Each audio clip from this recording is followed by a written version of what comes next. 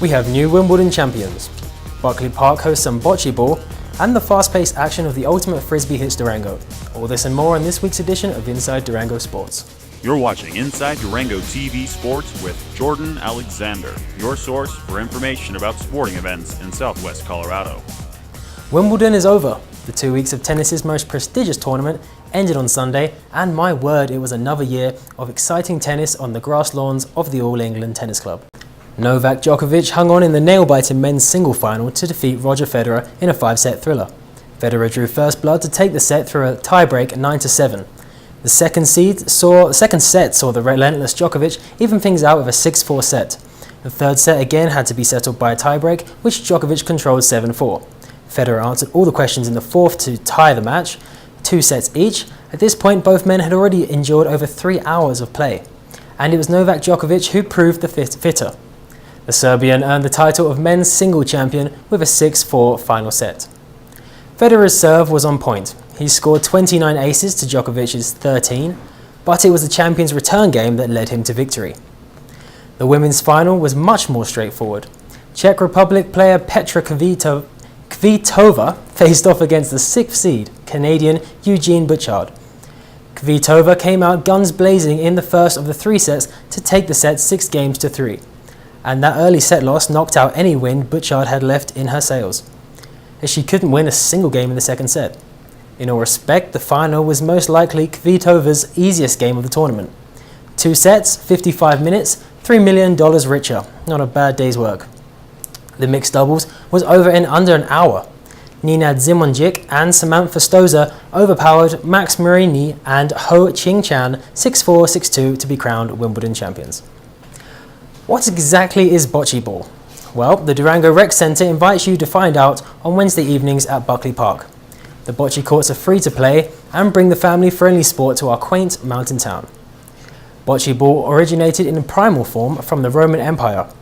They played a game that closely resembled Bocce Ball at the ancient games.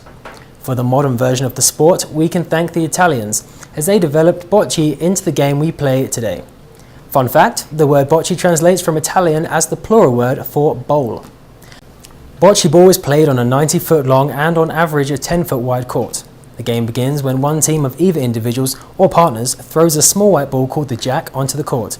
The aim of the game is simply to get one of your team's 4 balls closest to the jack.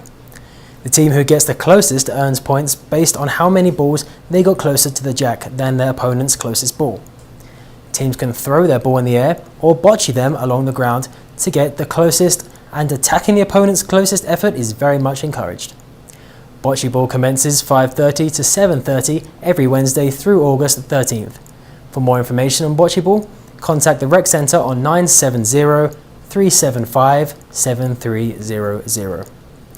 The Durango Rec Centre are busy this summer, not just with Bocce Ball, but also Ultimate Frisbee.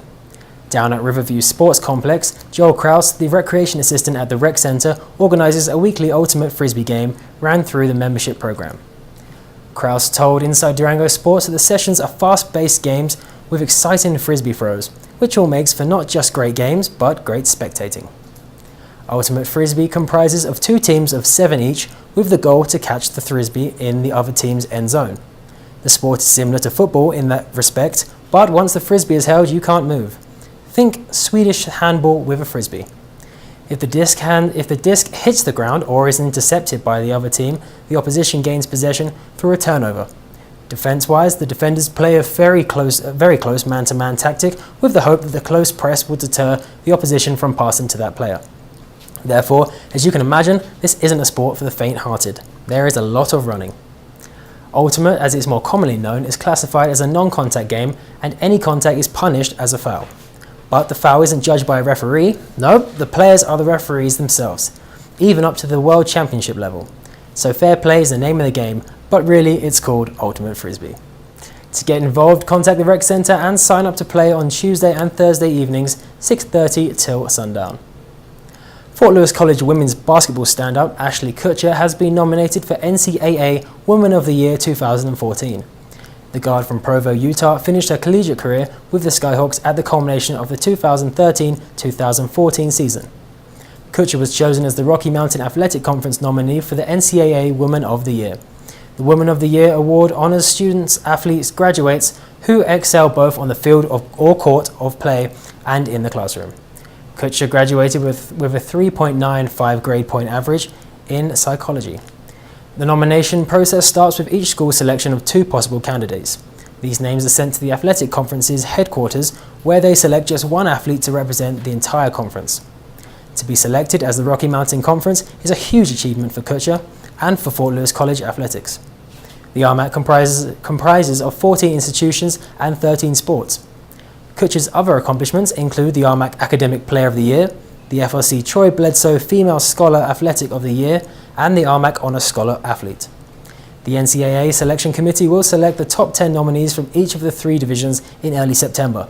The final decision as to who will be crowned NCAA Woman of the Year will be announced October 19th.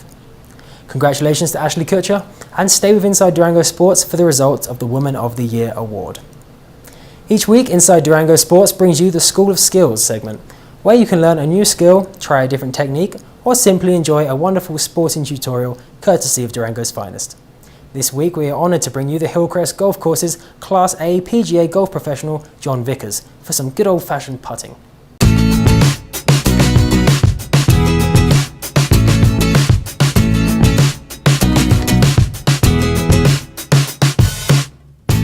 My name is John Vickers. I'm the head golf professional here at Hillcrest Golf Club in Durango. We're going to talk a little bit about putting, probably the most important aspect to the game. Those of you that play and enjoy it, or just starting out, it's probably the easiest way to lower your scores is to improve your putting. A few things we want to talk about first, before we get into some of the technique. When you're practicing putting, it's really important to learn to roll the ball the correct distance. The direction is great, but learning the ball to roll the ball the correct distance is really important. That way we can avoid those costly 3 putts and 4 putts. So I'd like to talk a little bit about the technique in terms of setup, grip, and the stroke itself. So first, what I like to do is get people to position their feet about shoulder width apart. We're going to bend at the waist and let our arms hang directly underneath us.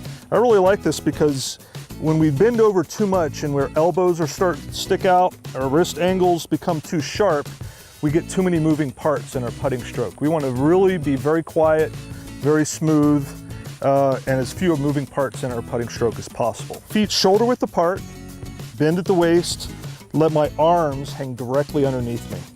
From here, a little tip, and what we like to get people to do is to get their eyes directly over the golf ball. And a real simple little tip and test you can do yourself is once you take a good putting posture, take a golf ball, drop it from your bridge of your nose, and it should land on or near the ball you're getting ready to putt. The reason for this, with our eyes over the ball, we can see the line and keep the putter moving straight back and straight through. From there, the stroke itself is a rocking motion of the shoulders. So the best way to practice this, clasp your fingers together, bend over, and use your shoulders to rock back and forth.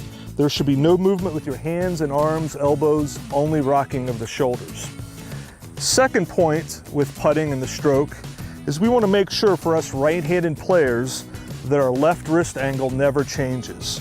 The one thing we do not want to see is something to where the wrist breaks down. We want to make sure that wrist angle stays constant, smooth, and flat. The third thing about putting that I really want to emphasize is please make sure that when you take the putter back, it should be compact and accelerating. Never take the putter back too far and then decelerate into the ball. This will really certainly throw off your distance, and your control is how far the ball is going to roll. And it's probably one of the most overlooked aspects to putting. And when I'm doing clinics or teaching individuals, it amazes me how many people don't do this, is that when you take the putter back, do not watch it. Make sure you focus on the ball, pick out your aim, do not watch the putter go back.